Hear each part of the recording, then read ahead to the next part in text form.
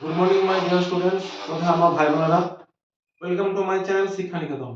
তো আজকে আমি তোমাদেরকে ভূগোলের বোর্ড লিস্টে দেখতে পাচ্ছ লেখা আছে যে ভূগোল সাজেশন মাধ্যমিক 2025।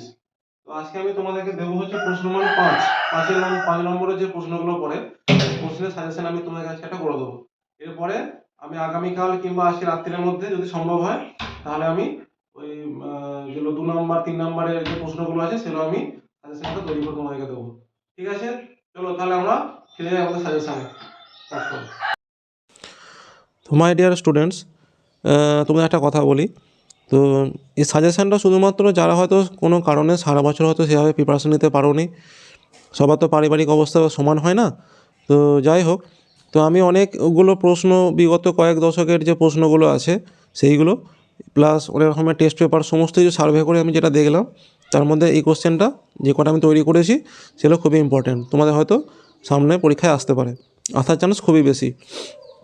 তোমরা দেখতে পাচ্ছ যে সাজেশন 2025 মাধ্যমিক বিষয় ভূগোল আমার যে চ্যানেল শিক্ষা নিকেতন তার নামে এটা আমি করেছি। তো তোমাদের আজকে যেগুলো দেখাবো সেগুলো হচ্ছে যে 5 মার্কস যেগুলো আছে তোমাদের, হ্যাঁ, সে 5 মার্কস 5 মার্কসের যেগুলো আছে তোমাদের 20 নাম্বার যেটা পড়ে মোট দুটো বিভাগে মানে দুটো করে মোট 4টে লিখতে হয়, তাহলে 20 নাম্বার। তো 20 নাম্বার যদি পাও তোমারটাই অ্যাডভান্টেজ সেখানে। এবং তার সঙ্গে আমি বলে দিই যে আমি খুব শীঘ্রই শর্ট কোয়েশ্চেন এবং তোমার যেগুলো 2 নম্বর 3 নম্বরে আছে আজকালের মধ্যেই আমি আপলোড করব। তো তোমরা অবশ্যই আমার চ্যানেলে চোখ রেখো এবং চ্যানেলটি সাবস্ক্রাইব করে রেখো, কারণ যখনই আমি আপলোড দেবো তখনই তোমরা সঙ্গে সঙ্গে নোটিফিকেশান যাতে পেয়ে যাও। দেখো, হিমবাহের ক্ষয়কার্যের ফলে গঠিত ভূমিরূপ সম্বন্ধে আলোচনা করো। ঠিক আছে, কারণ এবারে তোমাদের এইটা খুবই ইম্পর্টেন্ট, হিমবাহের ক্ষয়কার্যের ফলে গঠিত ভূমিরূপ। এবং এটা নিয়ে আমি আজকে কিংবা কালকের মধ্যে আমি একটা ক্লাস নেব, হিমবাহের ক্ষয়কার্যের ফলে যে সমস্ত ভূমিরূপগুলো কীভাবে তৈরি হচ্ছে। তারপরে দেখো যেটা আসছে যে বিভিন্ন বায়ুচাপ বলয় ও তাদের উৎপত্তি সম্বন্ধে লেখো, এটা খুবই ইম্পর্ট্যান্ট। 3 নম্বর বায়ুমণ্ডল চ্যাপ্টারে আমি চ্যাপ্টার ওয়াইজ কিন্তু সাজিয়ে দিয়েছি, হ্যাঁ, পরপর। বায়ুমণ্ডলের উষ্ণতা তারতম্যের কারণগুলি লেখো, মানে যে কোনো 3টে কারণ তোমাদেরকে লিখতে হতে পারে।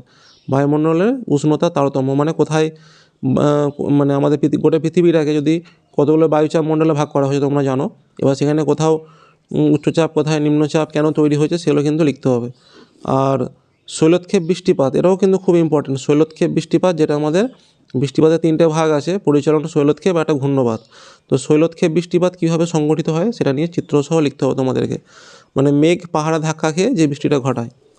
তারপরে আসছে কি সমুদ্র স্রোত সৃষ্টির কারণগুলি এবং তার নিয়ন্ত্রকগুলি তোমাদেরকে লিখতে হবে। আর কি না জোয়ার ভাটা সৃষ্টির কারণ, মানে এটা তোমাদের নেক্সট যে চ্যাপ্টার আছে সেই চ্যাপ্টারে সমুদ্র স্রোত সৃষ্টির কারণ এবং তার নিয়ন্ত্রকগুলো, হ্যাঁ, এটা একই আর কি, মানে যেটাই তোমার সৃষ্টির কারণ সেটাই তোমার নিয়ন্ত্রক। এবং যদি কোশ্চেনটা চেঞ্জ করে দেয় তাহলে ভয়ের কিছু নেই, যেটাই সমুদ্র স্রোত সৃষ্টির কারণ সেটাই হচ্ছে নিয়ন্ত্রক। আচ্ছা, এরপরে আসছে দেখো জোয়ার ভাটা সৃষ্টির কারণগুলি লেখো, এটাও কিন্তু খুব ইম্পর্টেন্ট। আমি যে কটা ইম্পর্টেন্ট খুবই চান্স আছে সেগুলোই কিন্তু তৈরি করেছি। চলো পরের কোশ্চেন, পশ্চিম ভারত ও পূর্ব ভারতের সমভূমির বৈশিষ্ট্যের পার্থক্য আলোচনা করো। তোমরা এটা কিন্তু মানে খুব ভালো করে এটা করবে, হ্যাঁ, কারণ গত বছরে পশ্চিম ভারত এবং পূর্ব ভারতের যে তোমার ইয়েটা আছে নদ নদীর বৈশিষ্ট্যগুলো নিয়ে আলোচনা করতে বলেছিল, পার্থক্য আর কি। কিন্তু এবারে ওই জন্য তোমার পশ্চিম ভারত এবং পূর্ব ভারতের সমভূমির বৈশিষ্ট্যটা খুবই important.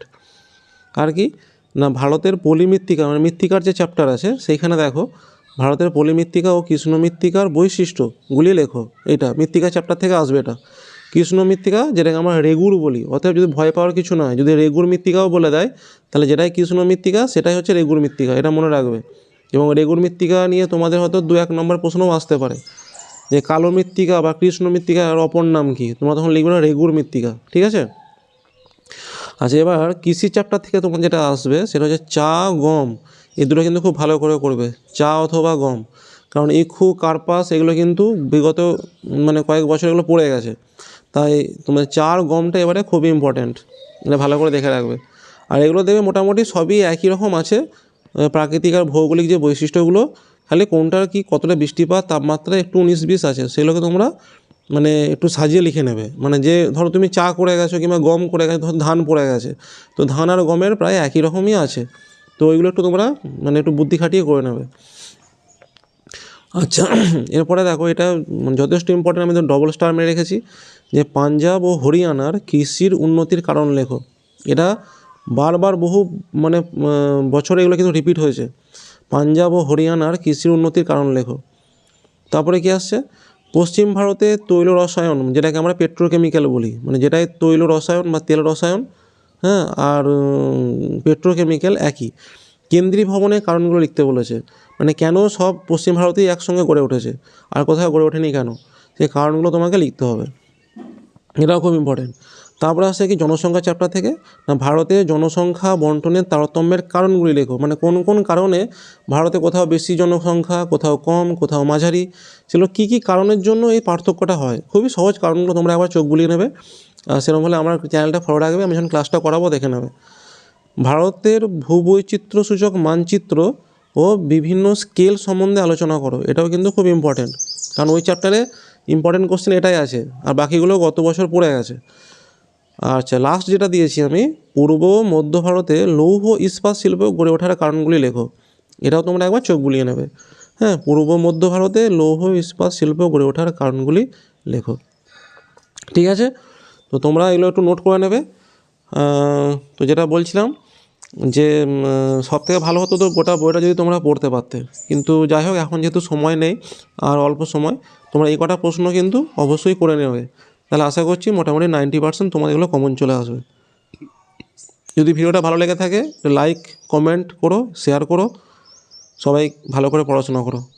Thank you so much watching my channel, have a nice day.